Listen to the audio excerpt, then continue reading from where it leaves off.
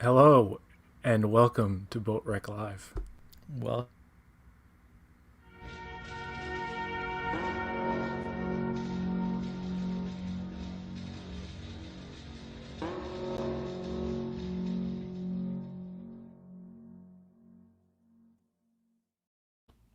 we're gonna take a highway to the danger zone. Do I look like a pilot?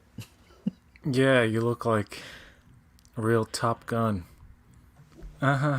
Anyway, we're here to talk about Star Trek today, and today was the Comic Con at Home Star Trek panel. Well, it was their peak animation panel for Paramount Plus, which included some other shows, non-Trek shows at the end. I didn't watch. I'm so sorry. Those What? the other Oh, panel. the other ones I didn't either. Yeah, I I'm just so kind of sorry. glanced I through will. them. I'll go back and watch them later. I promise. Late at night. Yo. We had Fathery waiting. He's probably come back, and we have Geek here with us right now. Hello, geek. Before we get into Prodigy, which is the good stuff, let's get into the Lower Decks Season 2 trailer. Now, I'm not going to show the trailer here. I'm just going to go straight to Trek Movie and show the stills, and we're just going to react. Oh, cool. I love that guy.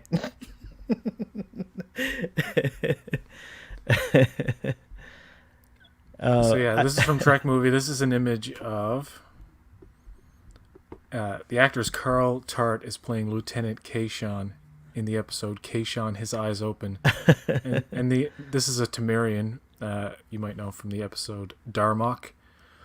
He's the guy replacing Shax. Yes. If they're already showing us this, it's gonna be an insane season. This is like one of those things that I'm like, oh my god, that's epic. Um, I'm excited about that character. Who voices him? Did they say? I missed it if they did. Carl Tart. Okay. Yeah. Or you said it. Carl Tart. I've never heard of this guy before. So, the next image is the Cerritos. Oh no, it's the USS. That's the Titan, Al- I believe. No. Oh, you're right. Sorry. The It says USS the Alhambra. Alhambra. In the same Alhambra. episode, Kayshawn, his eyes are open. And is that a Packard ship? It must be. It looks kind of like the ones from last season. Yes, and that ship does look very much like the Titan.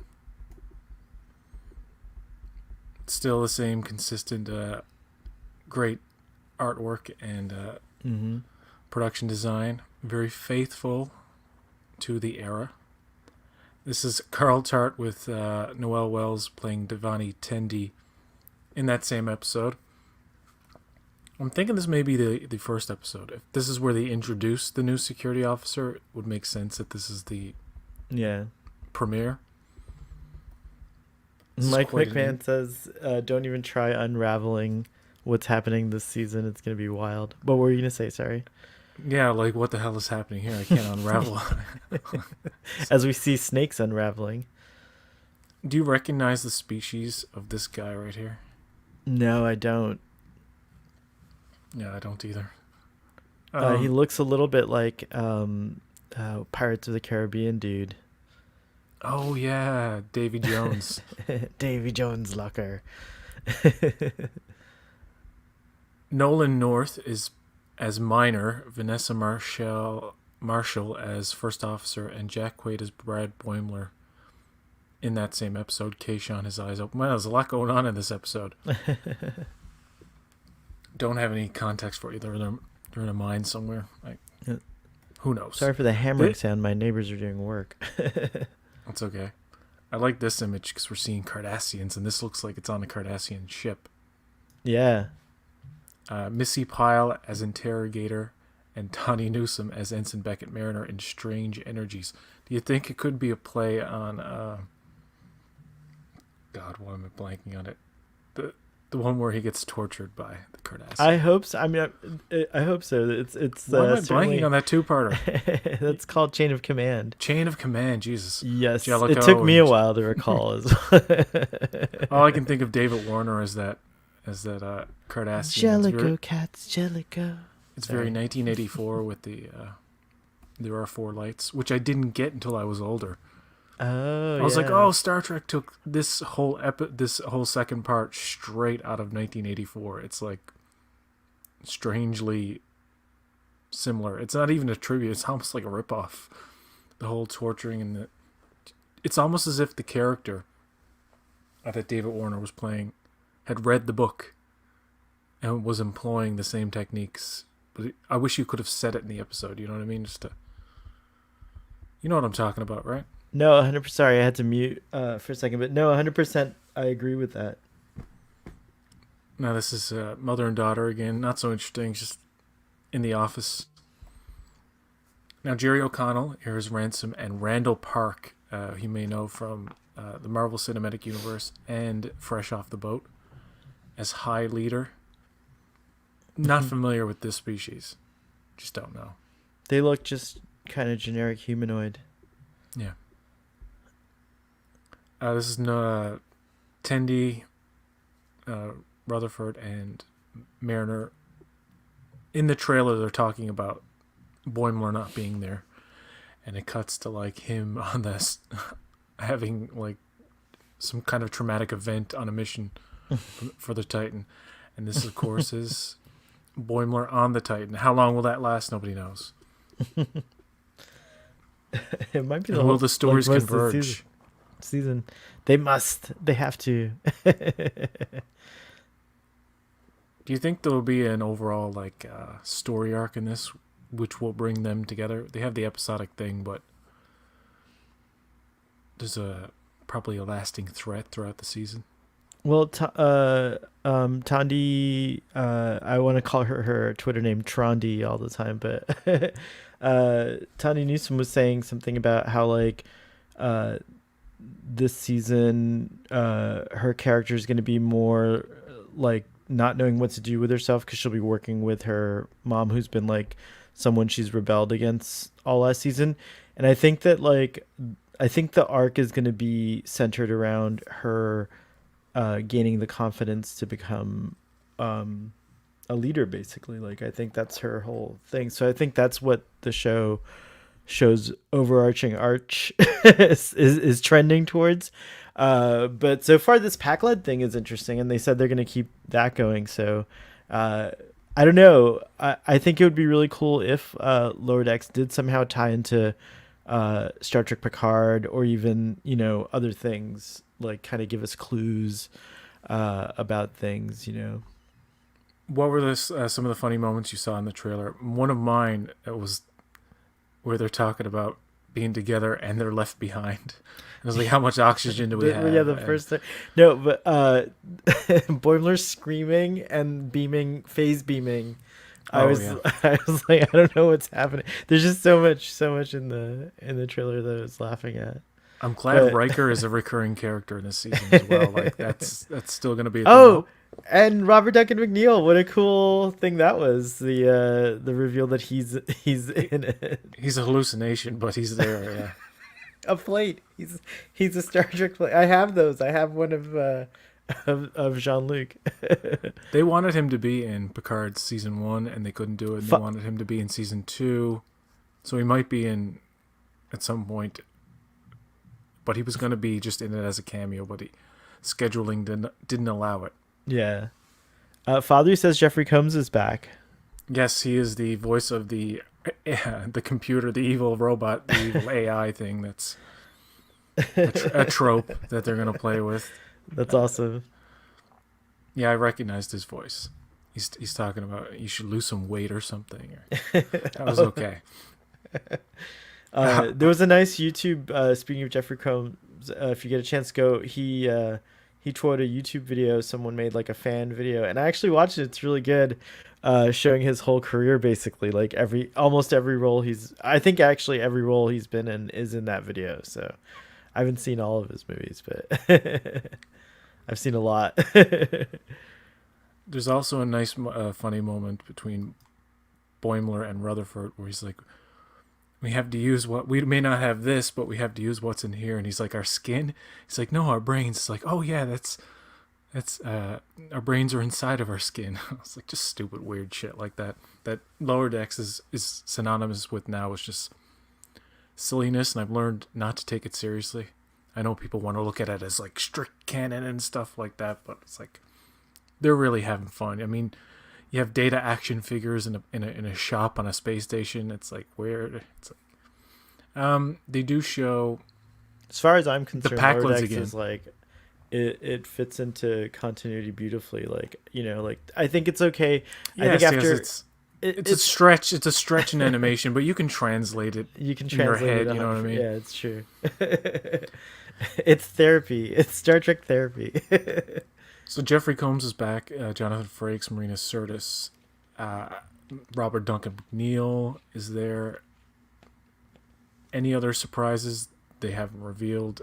Well, obviously they wouldn't be surprises then. But I mean, during the wouldn't it be cool if Worf showed up just for like a second? He could do it. Michael Dorn gets a quick little paycheck. Doesn't have to put on any makeup. They've all been doing the Gates McFadden podcast Investigate, so they all have a mic setup, or at least know how to do. I'm sure they all know how to do voice recording setups, or they can get someone to bring the equipment out to their homes, and they can just all do animation all day. It'd be amazing.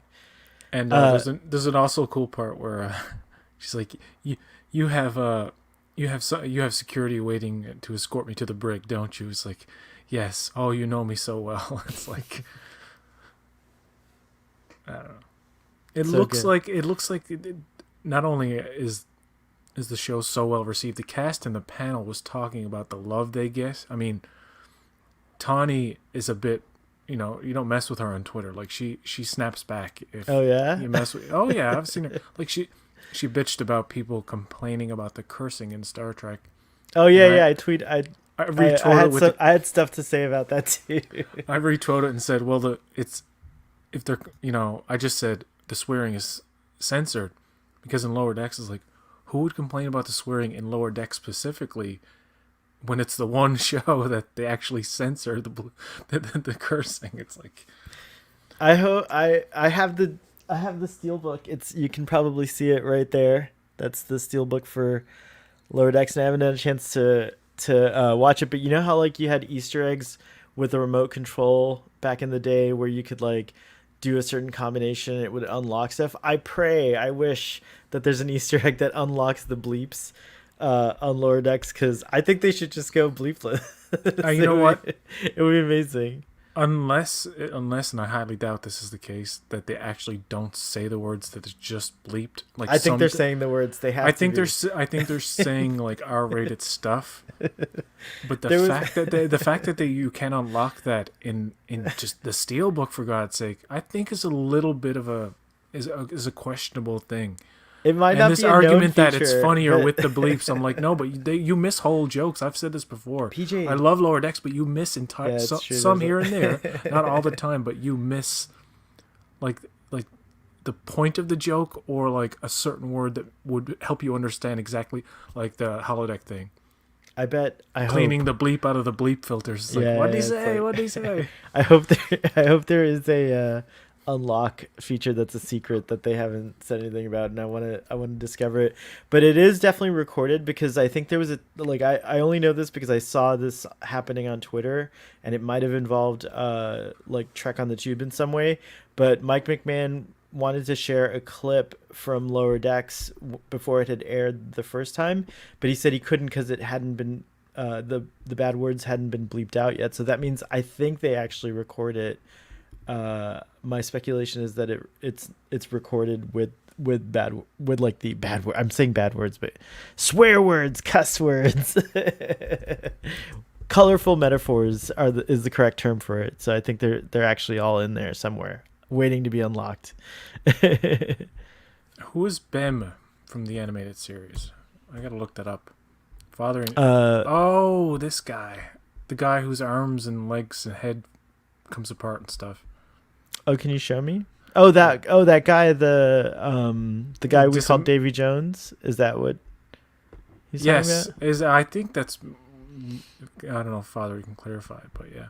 Oh, cool. I'm gonna bring that image up of the character Bem, because It's one of the strangest episodes of TOS. It's like a stretch even for animation. There's a character like that in the new Suicide Squad movie, by the way. Oh, cool. I haven't seen that yet. Is it out? I'm so bad with.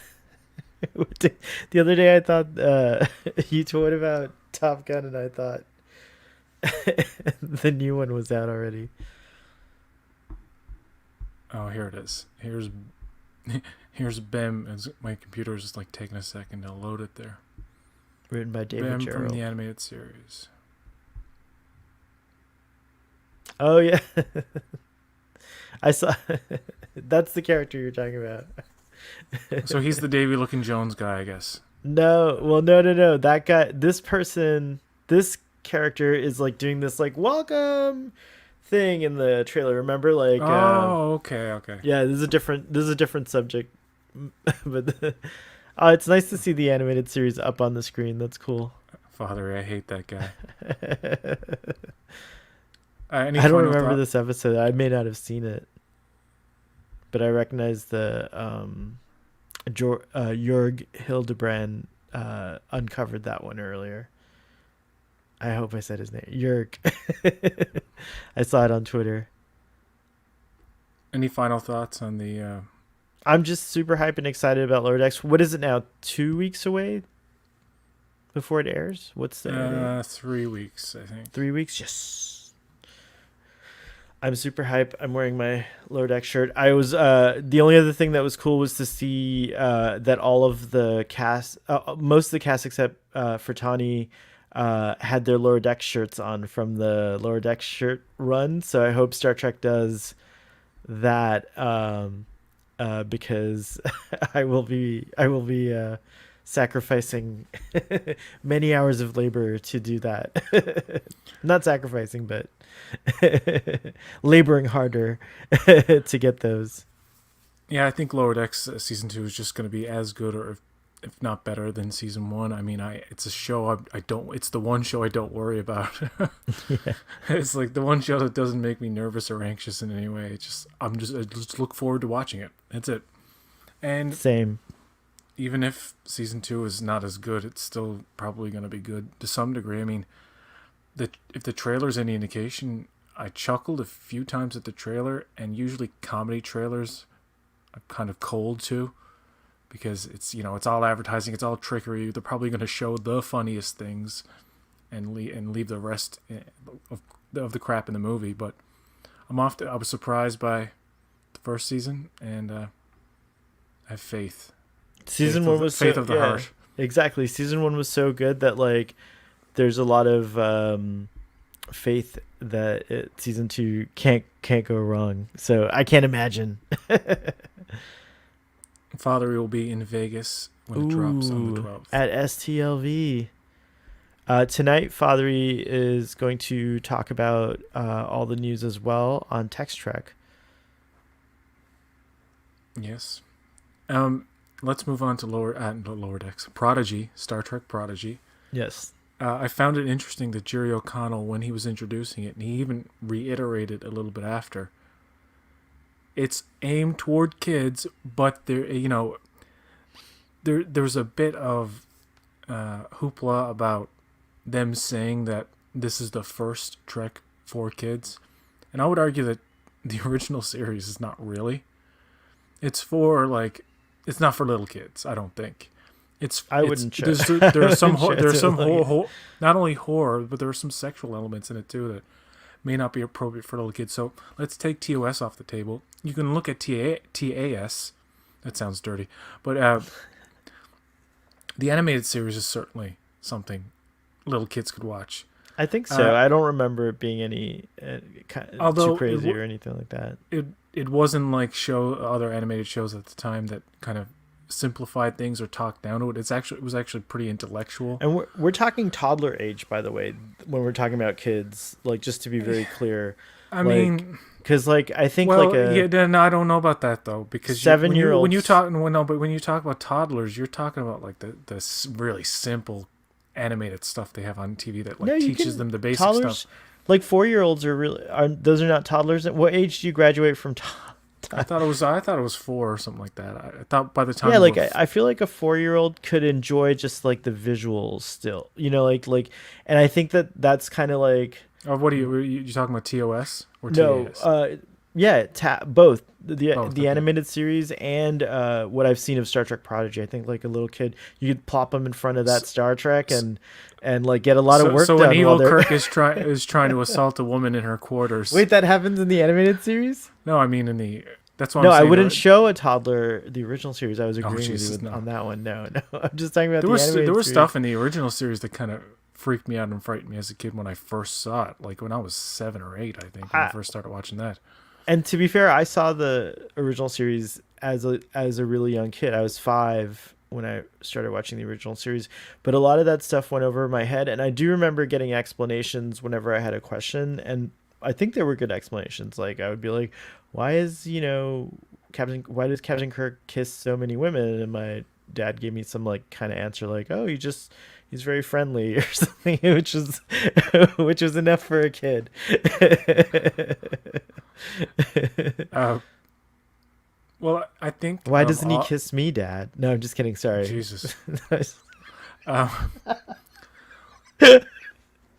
out of all the series, I think TNG is probably the most kid friendly. Just because you get pretty dark subject matter with.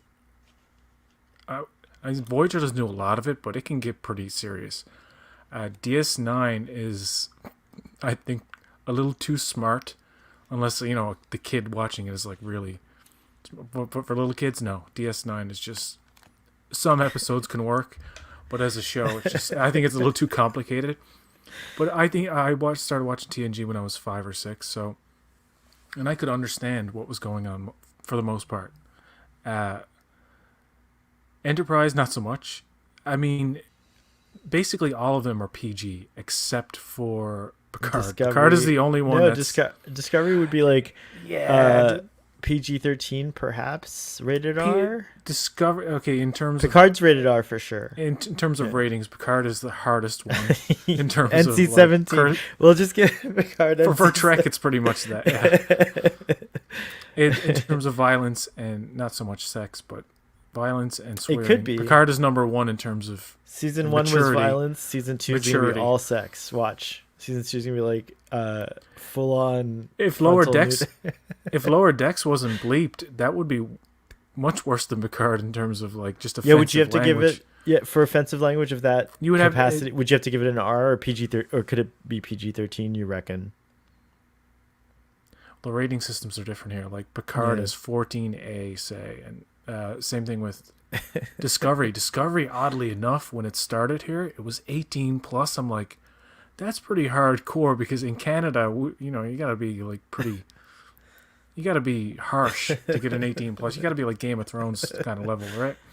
Father So it gave reminds me the us- wrong impression of the show, and then it's like they changed it very soon to 14 plus. They must have realized like there's nothing in the show that's that bad.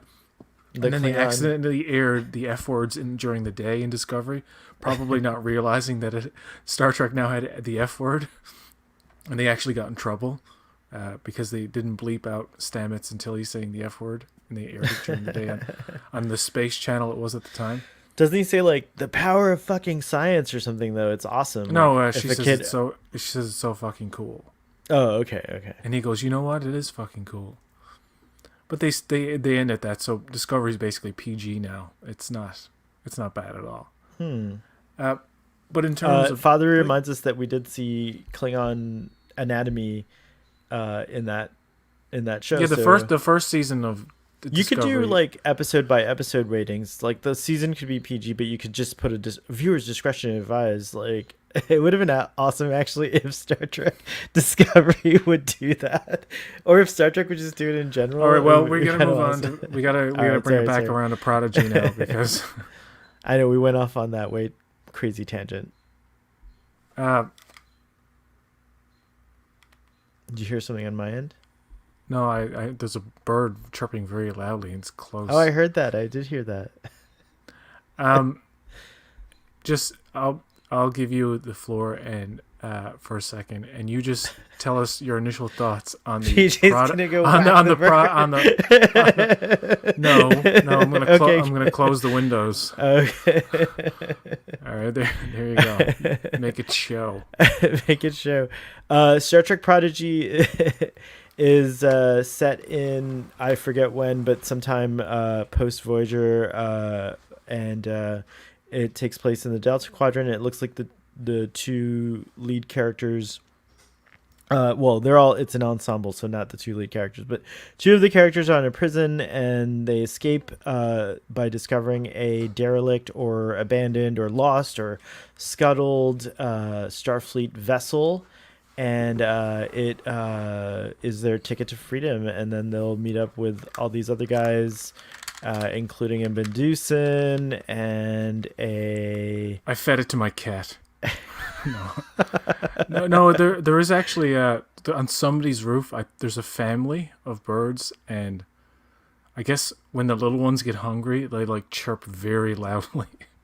But yeah, I mean, it's cute, but not so much 4:00 in the morning. Oh yeah, that would be.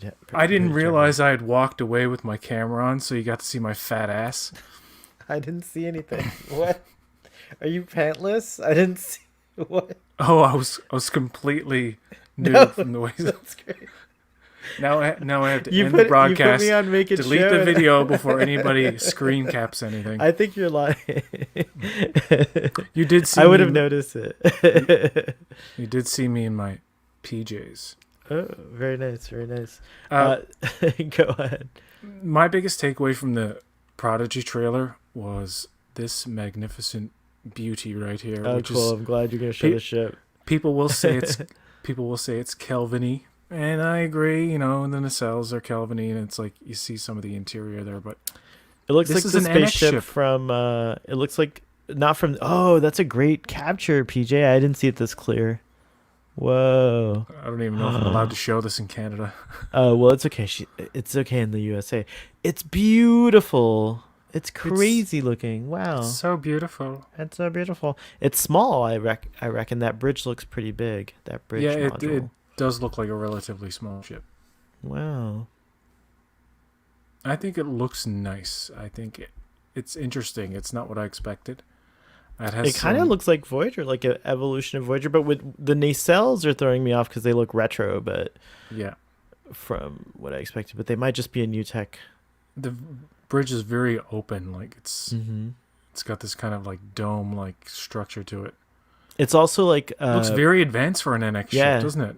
Yeah. Well, if it's an experimental ship, but look at all that, like those wood looking textures. I love that. It's cool.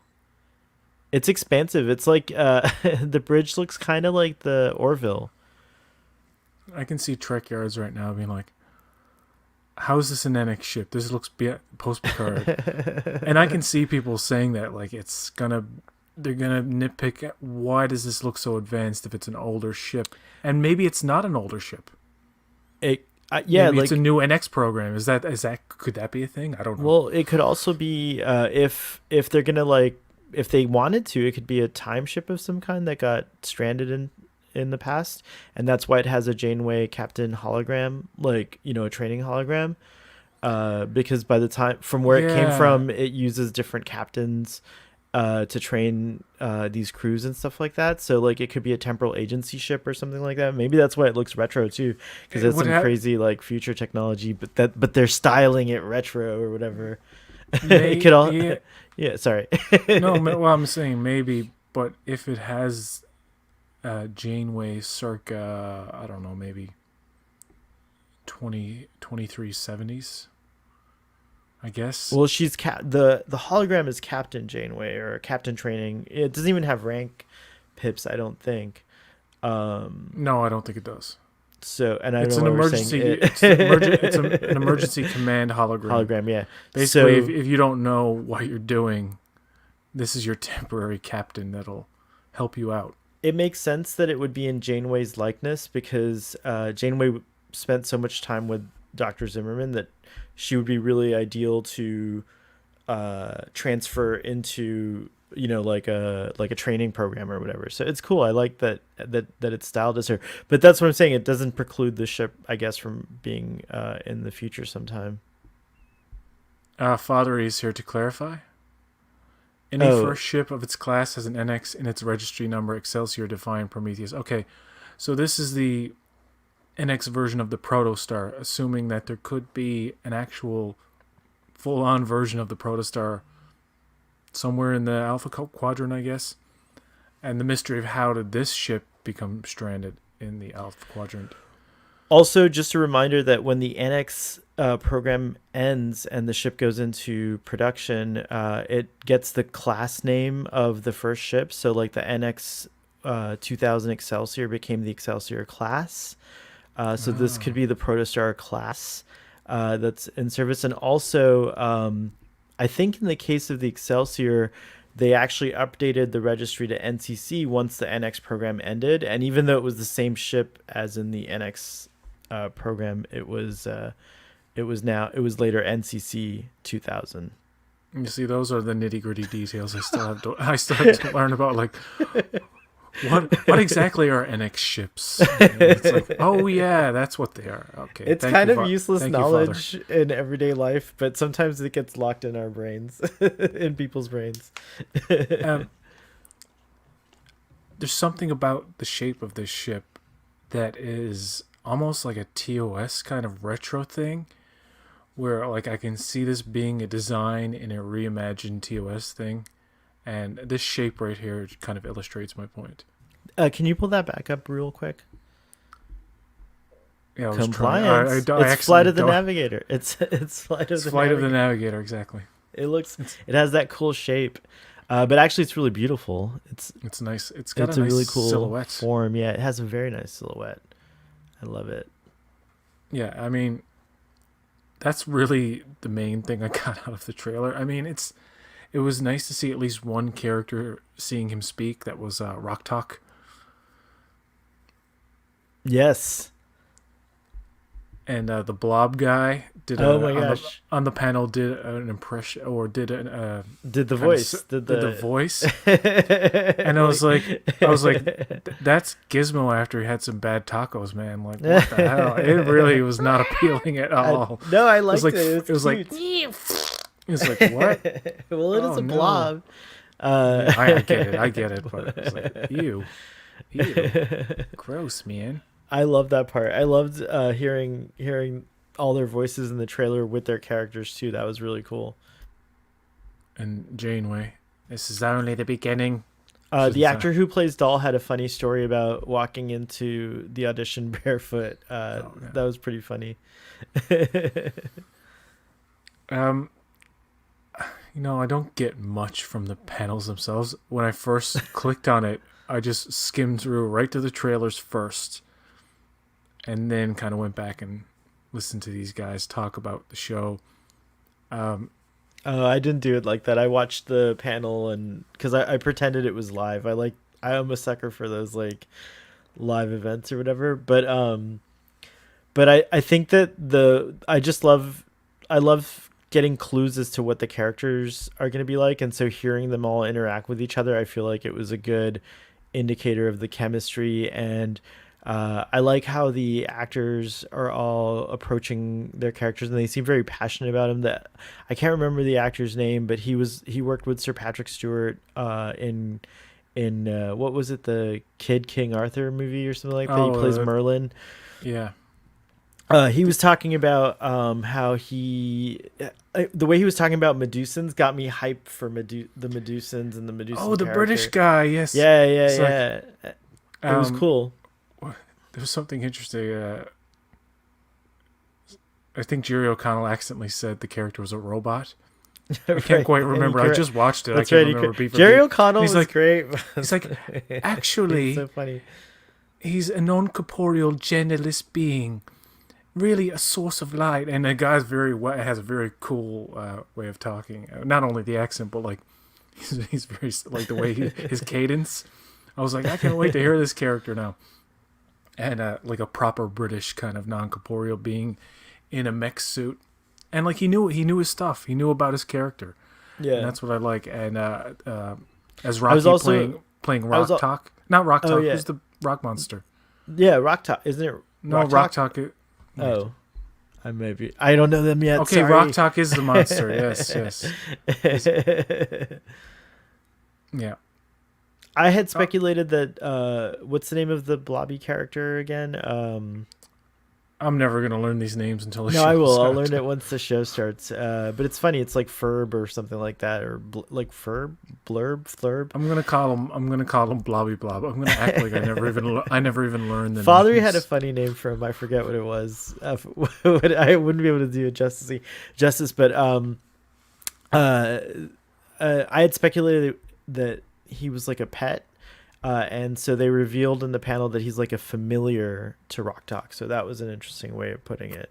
Like in Lady Hawk. uh, No, not like that. Sorry. what's that show In the Shadows? God, why am I blanking on everything? In the Shadows. The one about the In vampires. the shallows. Oh, What We Do in the Shadows? What we do in the shadows. They Yes, have the human familiar. Jerry O'Connell had a little interruption. Rebecca Yes. Romaine and Ethan Peck popped in and is like kid or something. Jerry Murph is the name of O'Connell the character. very enthusiastic. I think he looks at all the fan stuff online. Jerry O'Connell's very interactive. Murph is the name. Yeah. He's super interactive online. He's super awesome. And that was a dream come true for me to interact with him because I loved him from when I was a kid, from My Secret Identity and Stand By Me, of course.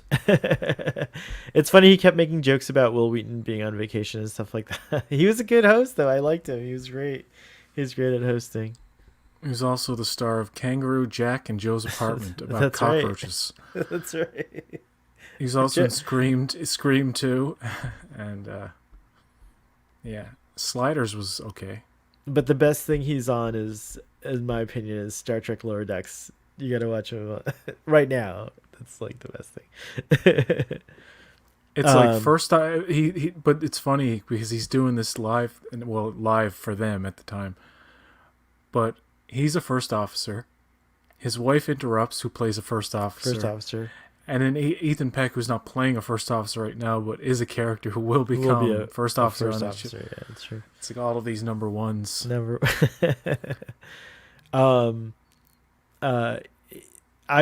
was hoping, but I knew it wasn't going to happen because everyone told me it wasn't going to happen. But to get Strange New World stuff, but we got nothing, right? Like nothing, no breaking news, PJ, right? There was never that promise anyway. It was the only presence Star Trek was going to have was the animated thing, and there was no announcement for anything else. But people were hoping like they could just drop a teaser online. They're saving that for Las Vegas. I think Las Vegas has three. I foolishly assumed that we'd get like a bunch of stuff today or tomorrow for the live action. But if they're saving it for Las Vegas, and Father is going to be very fortunate to be there when it happens. I know. I could see a trailer for Picard, Discovery, and a teaser, and I mean like teaser for Strange New Worlds. But I mean a full actual trailer for Picard, and like an actual full trailer for both Discovery and Picard. For me, I need to see something that's going to get me excited beyond just the tease of a story that I can't quite like grasp at all. Like I don't know what's going on in either show. Discovery, there's a gravitational anomaly. Okay. Saru is on Kaminar. That's all I really know. Picard, Q's there, timey-wimey stuff. What's the hook? Show me, they need to give the fans something in the live action realm. That's not only going to get the fans excited, but hook the normies. Like people like, I just heard about this show. Give us some like show 7 and Rafi in Los Angeles and back in our time. It'll be fun. I'm sure we'll get something. We gosh darn better. Father does say CBS Viacom isn't involved with Las Vegas anymore. I don't think we will get any news there. Hmm. Wow. There goes that But idea. it doesn't stop them from dropping things on that day. Like, it doesn't stop them from dropping. And Maybe they'll do it as like a gesture of goodwill because I in don't know essence, who's gonna be there. I don't know if did they announced panels for X. I know William Shatner's gonna be there and Kelsey Grammer, like people like that. But Fathery will be there. I don't see why. I would go to see Fathery.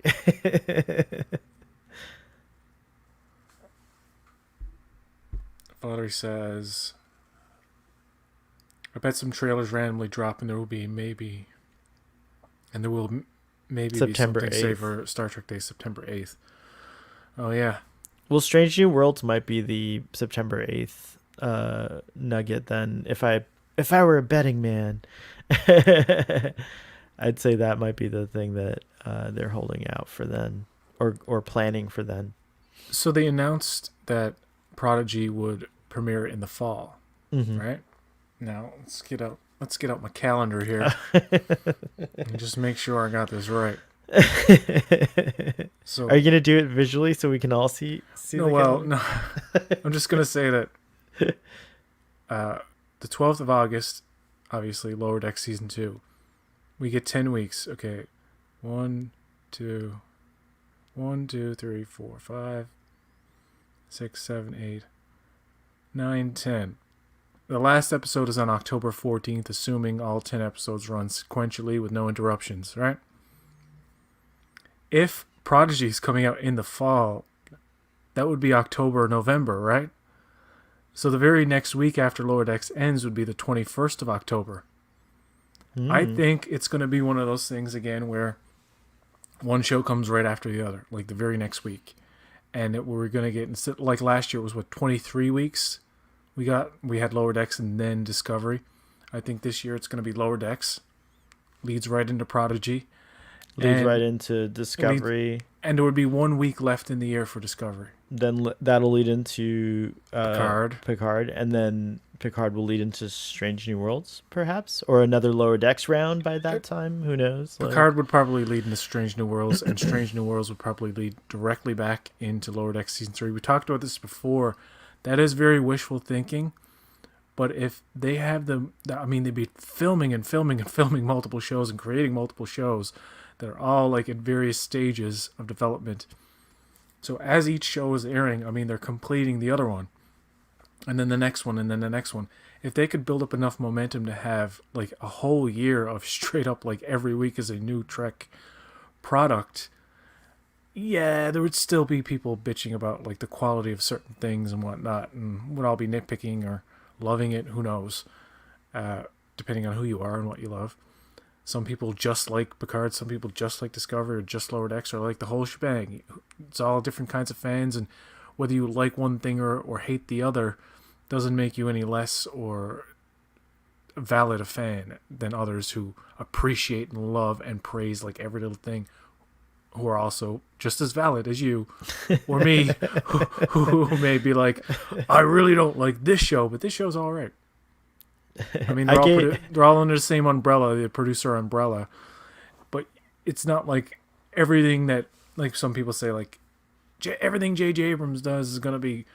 I'll give him a chance, but I don't have faith in him because, in terms of like it's gonna be like James Cameron or Christopher Nolan level. I don't make that comparison. Just like with modern Trek shows, they're kind of like not up to par with shows like Handmaid's Tale or like shows like Breaking Bad, like the good, really good top tier ones. But I believe like, and they could take the risk of, there could be the risk of oversaturation and just like too much product to be interested in. And if you had Trek all year round, the job that would be for like the really hardcore analyzers and Trek channel people who dedicate like every time a new thing comes out, they have to watch it 2 or 3 times. Like, I'm not that guy. I can watch it once or twice and talk about it, but I can't be like Sean, who can go through and like pick out all the Easter eggs and do like really hard research and present it in a edited format. No, like editing videos takes fucking forever. That's why mostly I do it live, right? Yeah. Yes, he's good. Yeah. He's really good.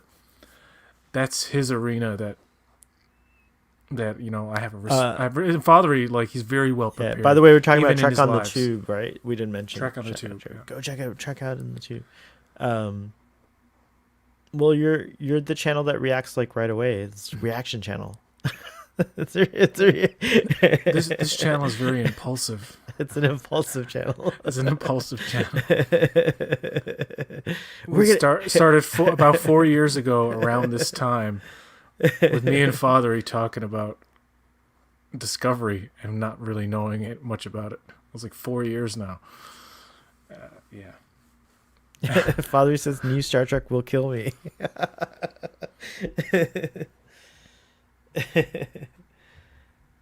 I will probably have to put something on hold to keep up if it gets out of control, but I'm excited anyways. And if Prodigy has like a 2 or 3 week break away from the end of Lower Decks season 2, then that would mean there's no room for Discovery. Like, you literally have to pick up Prodigy right after Lower Decks and then Discovery right after Prodigy to keep Discovery in the year 2021. It's no big deal if it gets moved to early in the year. They still don't know, right? Like, they actually don't even know if they're gonna premiere Prodigy right after Lower Decks. I'm pretty sure Lower Decks season 2 is completely in the can, done, right? But Prodigy, they might be putting, I don't know how it works, but sometimes I heard they were putting movies together like the 2 weeks before they had to ship the prints or whatever. Yeah, in some cases, they'll make changes. But who knows? I think that it depends because I think we learned last year that like Canada had a slightly different version of some of the episodes and all that stuff. So maybe it's like some markets get like a print now, because they have to review. Maybe Canada's strict and they have to review the season, especially after, Well, sometimes when, Superman and Lois is a great example of a show that, while it's 15 episodes altogether that haven't fully aired yet, but when that started airing, they were still hard at work making the latter half of that show, which by the time I think the 10th or 11th episode aired, they were still at it, and post-production even goes to the last minute, to the point where there was an episode of Superman and Lois that had the timestamps on the visual effect. It's visual effects shot and the time code and stuff, and then they cut back to the normal episode. But the American version, it didn't come out like that. Have that, yeah. So it's I think they accidentally shipped or transferred a not completed version, or the last one before the final draft. Somebody watched enough of it to say, "Oh, okay, this is the complete thing," and then Kate Mulgrew was mentioning she saw some footage because she was telling the actor who plays Dal, "Hey, I saw your work," and he was like, "How'd you see it already?" Because I guess they don't record in the same place or whatever.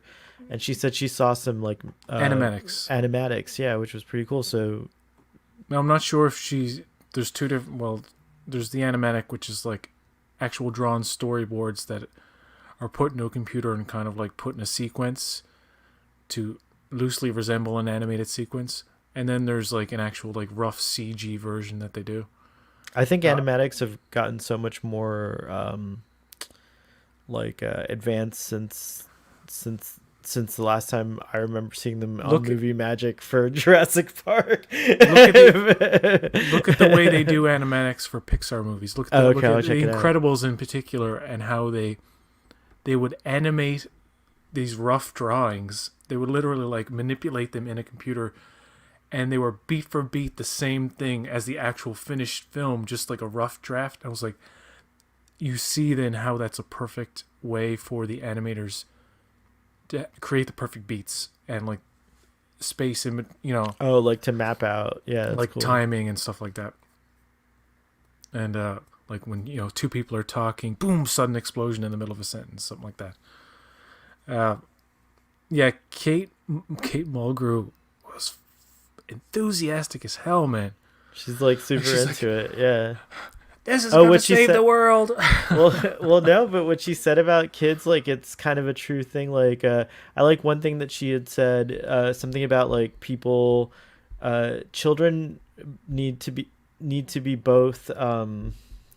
Oh gosh, I wish I'm gonna ruin it. But the gist of it was that like, uh, kids are a lot more observant than we give them credit for, and so she's hoping that this is gonna be a show that like, like really talks to kids in a way that like makes them, kind of open their minds and hearts to new concepts, and especially like hopefully a love of science and academia in general, because it's Star Trek's kind of like, I feel like Star Trek has an expectation, or a like unofficial mandate to be a show that helps humanity, in some way.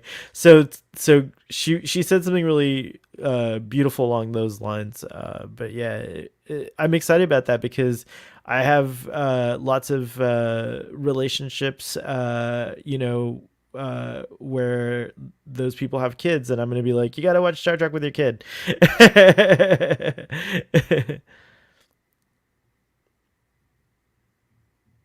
Oh, there's the Medusan character. Did you go? We're having a PJ. I think we lost PJ. I think I'm no. He's running the ship. I'm here. I'm here. I just Okay. wanted to show a couple of more images that I didn't show earlier. This is the Medusan, of course. Yeah. And I was going to say another thing that I think we don't give kids enough credit for, and I'm just speaking from like my experience as a child, is that they do appreciate good animation and good artwork and good art design. Yeah. And that's something that actually registers with kids that a lot of people don't quite realize. So when they see the quality of this animation, which is pretty good, it looks pretty damn good, and it looks fine as hell in terms of like, yeah, look at that. Just an look animated at that series. alone, I mean, it's really evolving into something special, right? Mm-hmm. But even as a kid, I understood like the difference between like Disney animation or like your run of the mill like Care Bears animation or something like that, or just like Filmation animation. I always like picked out the differences between these things. I think a kid, if he watches like he or she or they watch a traditionally animated show now, like usually they look pretty good, but some like look way better than others, and this animation is stunning in my mind. I think it's gonna, yeah, like what you said earlier. I think even kids will recognize that. Wow, this is a kind of cinematic. That's what I was saying. Style. Like if the kid, for like a younger kid, they're gonna be like wowed by the visuals. I feel like, as watching the wee ones in my family, and the shows that they seem to enjoy are all these like flashy, beautiful, artistic looking CGI shows. Like there's this one underwater show, I can't remember the name of it, the Octonauts. Have you seen the Octonauts? No. do you have wee ones in your family? Anyways, I think Star Trek Prodigy is going to appeal to a wide group of young folks, and as they said, also some big folks too.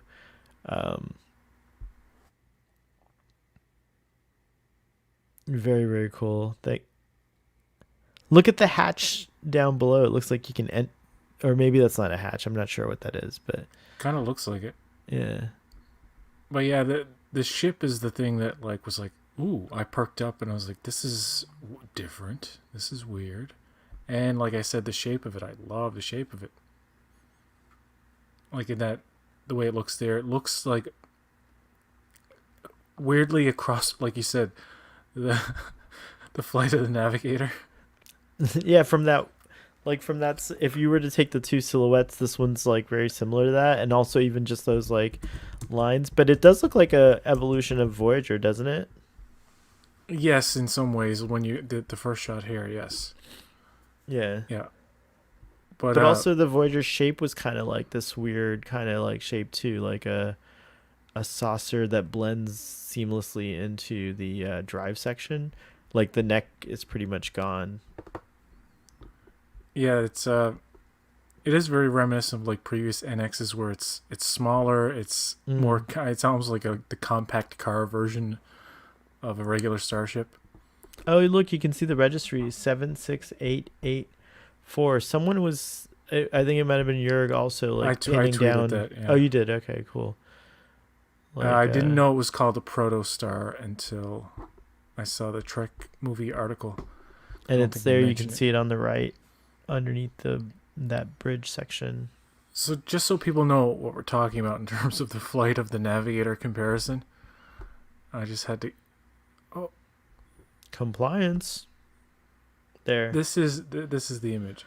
It takes a second when I click on it. That's why I sometimes double click on the thing and it doesn't work. But it'll turn when it turns more. You can see the shape is even more similar, like the ship. Yeah, the Navigator ship. But yeah, it's lovely. It's like a matte black version of that, like how people do their sports cars in matte now instead of shiny. I like that actually. I prefer the matte look. So great cast in Prodigy. I mean, the only one I really recognize is Jason Mantzoukas, and he had a little joke about how they had to cast the hottest guy or whatever, and there's a nice, seems to be a nice rapport between him and Kate Mulgrew. I just love how enthusiastic she is too. I mean, she really loves this thing and is just so enthusiastic about it. And like, yes, anybody on that show would be. Were you disappointed that they didn't show her? That you only heard the voice? No, it's okay with me. What did she say? Come with me if you want to live, or something like that. This is only the beginning, or something. We've like only just begun. Like the song. We've only just begun. I wish she'd sung it. She could do it. That's exactly what I sang in my head as soon as she said it. But yeah. It looks like the saucer is 5 decks tall, or 5 decks. Yeah, it looks, because when you see it. Okay, I'll just bring it up again. I don't have the kind of image that you can zoom in. So, like, how many decks was the NX-01 then? It's a small ship, I guess, too. That saucer section there, like this whole thing. Not the saucer section, the bridge section. In comparison to the rest of it, it looks pretty small. You know, when you get actually in there and look at it from the inside out, you can see that, like, comparatively, maybe the ship doesn't look. Oh, go back to that shot for a second. Might that be in the background a Starfleet uniform? Like, is that someone leaning over a? No, it's not. No, it can't be. That's the other character probably. I forget her name. No, we'll learn. Count the windows, Father suggests. Count the windows, yeah. It's cool. Well, 5 decks. We'll take your word for it. Well, I'm not the type of YouTuber that counts the windows. Sorry. NX-01 might have been 5 decks. Yeah. There are 5 decks. But yeah, so I feel the same about. I think that I wasn't disappointed. I mean, like, it would have been awesome. It would have been icing on the cake to see the animated Janeway, but at the same time, it'll be more awesome if we see it on screen for the first time. I think it'll be very cool. I kind of like wish that they would air these episodes, these premieres in the theater now, because I'm obsessed with seeing these things on like large screens. I don't know why. Just buy a big TV. Yeah, I guess we'll have to get a large TV here in the house. But yeah, that's how good the quality looks. I'm super hype about it. I know it's like targeted towards like developing people, but I'm gonna enjoy watching it because I think it's gonna have some cool nuggets for older folks, especially for folks who like Star Trek and Voyager. I think it's gonna be a treat for Voyager fans. Son of a Red Shirt is here. Says, good afternoon, everyone. Pleasantly surprised to see you guys on. I've only seen the 2 pictures of the new ship. Oh, yeah. New ship. The thing looks like a retool Nova class to me. Nova class. I gotta look That's the now. TNG one that looks kind of like the Reliant updated. Like it has the Galaxy saucer and the Galaxy secondary hull like kind of jammed together. I don't have one of It those. kind of looks Defiant-y. Yeah, it's like the TNG It looks like a cross between It looks like a cross between the Defiant and Voyager. This ship looks like the NX-01 silhouette to me, like with the traditional, the longer pylons with the like the Enterprise style, like that kind of design to me, or the Voyager. The pylons are Kelvin-y though, aren't they? That's what people are gonna point that out. That they do look a lot like but they're like not as big. Like Kelvin makes everything fat. They love to make the nacelles really kind of like fat, and so it could. But you know what? Like again, if there's been temporal incursions that we're aware of, maybe a starship temporally incurred, just like like Discovery already established that there are temporal incursions happening all the time where people from the Kelvin, not all the time, but you know what I mean, that it's possible that people from the Kelvin timeline have entered our timeline and can give facts about that. So it's possible that tech also comes through, like maybe a whole ship came through and this was the basis of this NX class. So you're saying this is a Kelvin crossover? Is that no, I'm just saying it could be like, but okay. I think that I think it wouldn't be a bad thing. Like I was watching Star Trek Beyond last night, and I was thinking like the next Star Trek film in the Kelvin universe could have an opportunity to like just have a crossover, so to speak, and bring characters from the Prime timeline into the film. So like imagine the Discovery cast. On and meets the Kelvin Enterprise, so it's the TOS characters, but from another universe, and it would be like, right. I don't know, stuff like that. Well, I just wanted to say that, I was just going to go back to his comment. The Nebula class. No. What's it called? Oh yeah, the Nova class. No, I was just bringing up an image there. I just want to point out the difference between. Oh, that's yeah, it does look like that one. Sorry, son of a Red Shirt. I couldn't remember what it looked like. That's why I had to look it up. I was like, what does it look like? And then it does look like a Nova class, except it's called probably the what was the name of it? The ship? The Protostar? It's probably called the Protostar class. More than likely. The new ship. Well, what new ship? The Prodigy ship. That's an old derelict ship, isn't it? I think it's like 10 years old or something. The Prodigy ship? I don't know. Did they say that in the panel? I missed that. Well, they don't. It's set in the year 2383? Or is that Lower Decks? Or 2380? No, this is my failure. We need the timeline. Where's Trek on the Tube's timeline? Do you have it? It will be updated, but it is the 2380s. It is around Lower Decks TNG time. We could place it on the map, on the temporal map. I'm pretty sure it's after the point that Voyager went back. Like they're back on Earth now, and this is an old ship with an older command hologram that is Janeway. A few years prior to, like, if they met her in the show itself, she might be like, someone in the audience, do you know if they gave us a date for when Prodigy takes place? That would help us. But I don't remember hearing a date. They gave a specific date. They did? Okay. It's either 2380 or 2383.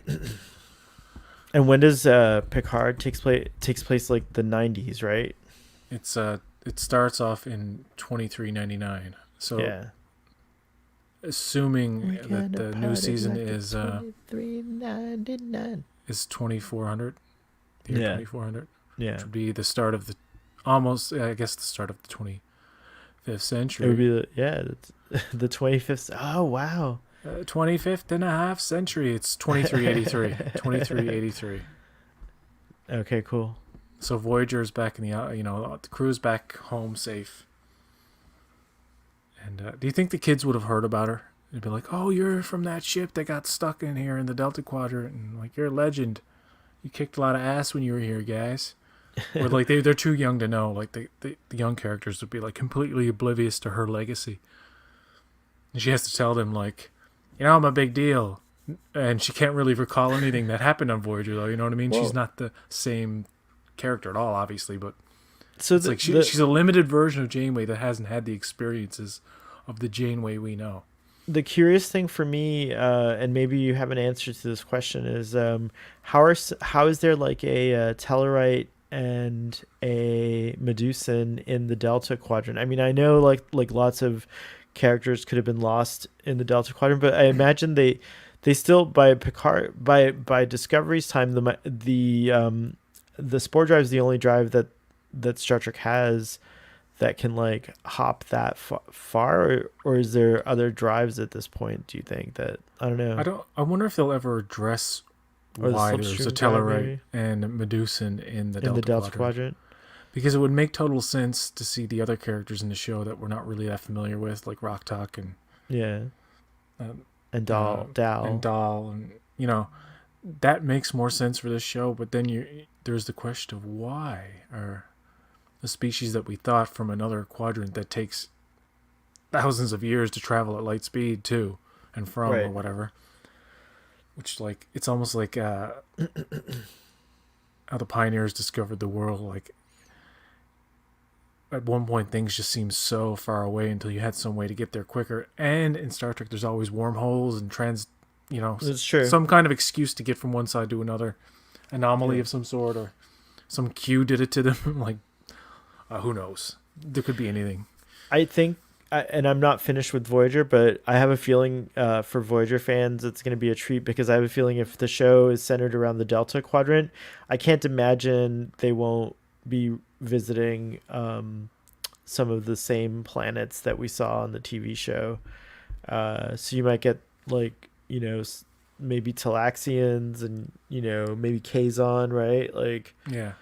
Is this a dilithium planet here, or what's going on? I know. I'm on a ship, right? So they probably have all the fuel they need, basically. They just don't know how to operate the ship per se, but they have the means to get the hell out of there. And each character apparently wants to like get away somehow. One's working at a mining place of some sort where it's like hard labor. Yeah. Another one's like probably from a family of aristocrats or like a higher class of beings or something, or so one of them seems the taller one seems kind of regal. The girl. There's also I guess maybe the show will, I don't know if it'll focus on this, but the mystery of like how did this ship get abandoned in the Delta Quadrant if it's a Starfleet experimental class ship. So that might come into play as well. And it would be interesting. What was its original mission? Where's its crew? You know what I mean? Like that kind of thing. I think at some point they would have to investigate that. The characters like look at the records and stuff on the ship. Yeah. And probably even go on the holodeck and experience recreations of like what happened and stuff. That would be interesting. Mm-hmm. Yeah. Nebula class. Okay. Son of a Red Shirt is clarifying. That's a Nebula class you're talking about. Looks like a small galaxy class, the Nova class. Yeah. Was ransom ship from Voyager. Okay. That's why I didn't know about it. I don't know if I've gotten to that episode. They gave a specific year. I'll tell. Yeah, it's 20. Yeah, we figured out 2383. I suspect that Tellarites are like cockroaches. They're probably one of the first corporeal species to populate the universe. That's an interesting view on Tellarites, just recap. And there could have been generational ships type of things where. Right on. No. I guess there's all kinds of so ways. Far and so long, I'm just curious if they'll explain it or tell us, but it is an interesting thing. Which character are you most excited about? Janeway.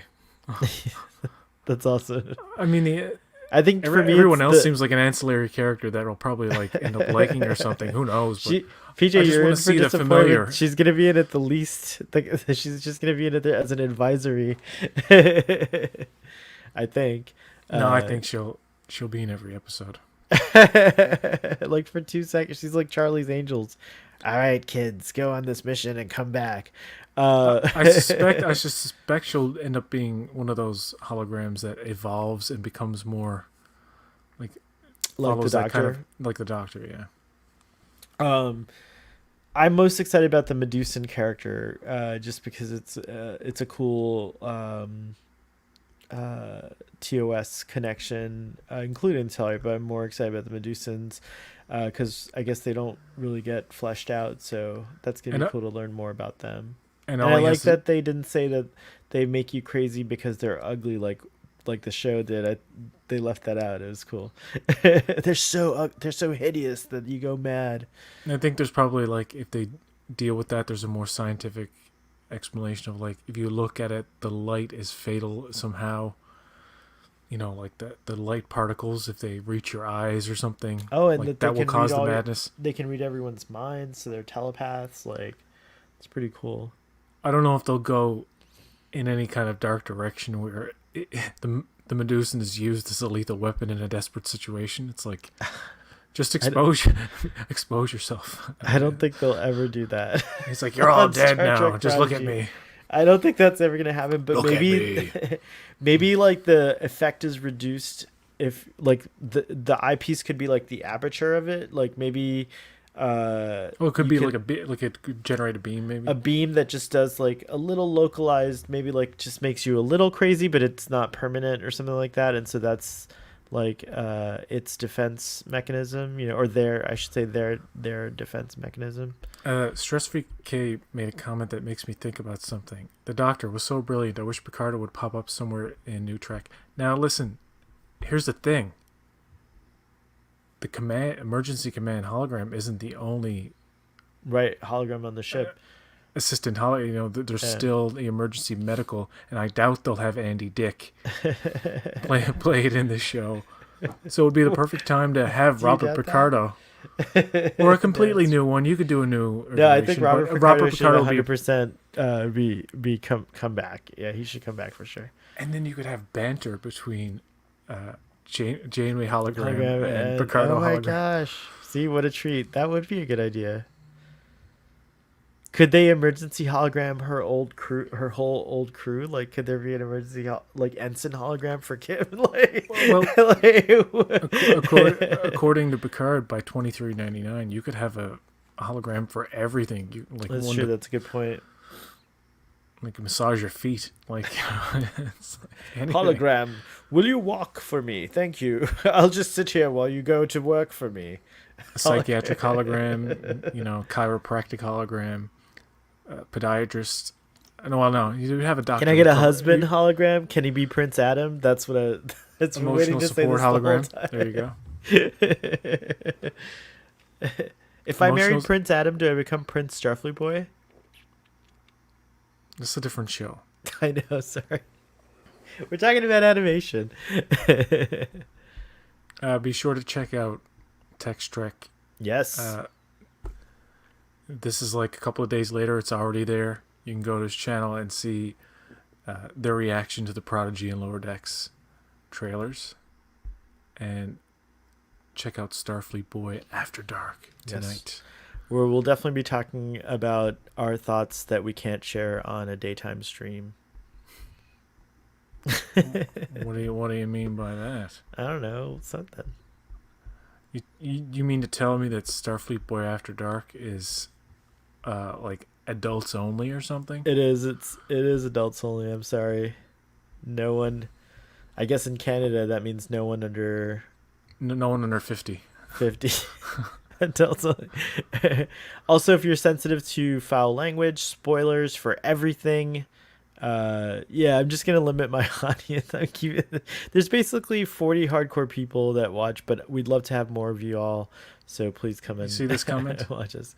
You could be my Prince Starfleet Boy. Any day or night. Yes, Stress Free K. What? Hashtag me too.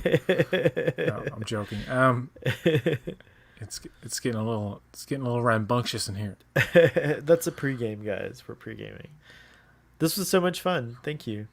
Well, thank you for being here. And until next time, folks, live long. And I gotta wait for it. Are you gonna say something? No, I was just gonna. Highway to the danger zone.